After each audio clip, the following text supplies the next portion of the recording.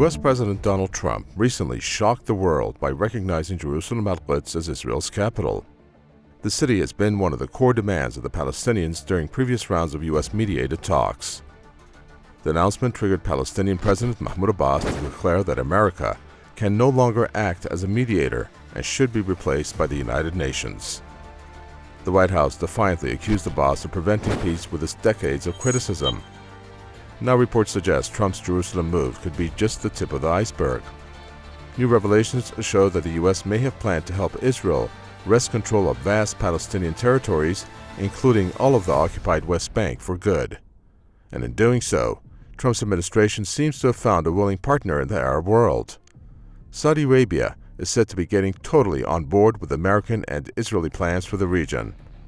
The kingdom has been warming up to Israel because they both want to contain Iran's growing regional influence.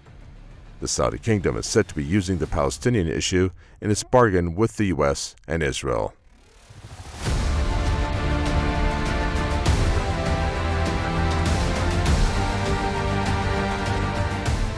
The Arab world's richest kingdom has apparently been pushing to get Palestinian leaders to accept Trump's emerging initiative for the Palestinian-Israeli conflict. During a recent visit by the Palestinian president to Saudi Arabia, Crown Prince Mohammed bin Salman is said to have broken the news to Abbas. Sources say the Crown Prince told Abbas in November that a plan to establish a Palestinian state in the West Bank and Gaza, with al-Quds as its capital, is dead. Abbas was reportedly told about a new plan, a Palestinian state in the Gaza Strip only. The Saudi Crown Prince was reportedly unveiling Trump's initiative to the Palestinians.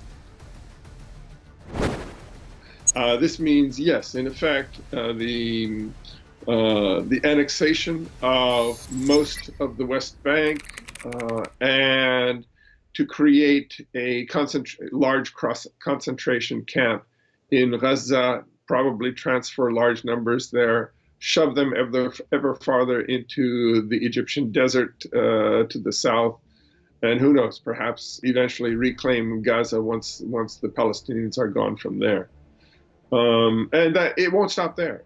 There are plenty more places that the Zionist project covets, and including South Lebanon.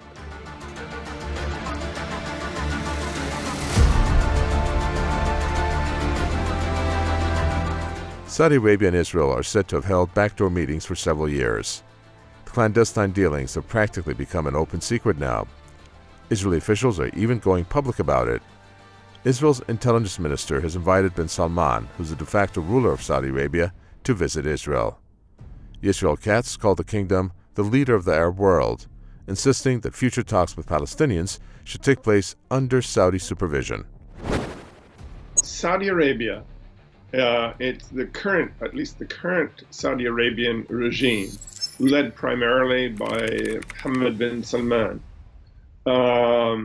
and the extreme Israeli government, as well as the extreme U.S. government, have apparently decided to try to close the book on the Palestinian situation by foreclosing Palestinian rights, by eliminating all possibility of a Palestinian state and pursuing the ethnic cleansing and genocide of the Palestinians.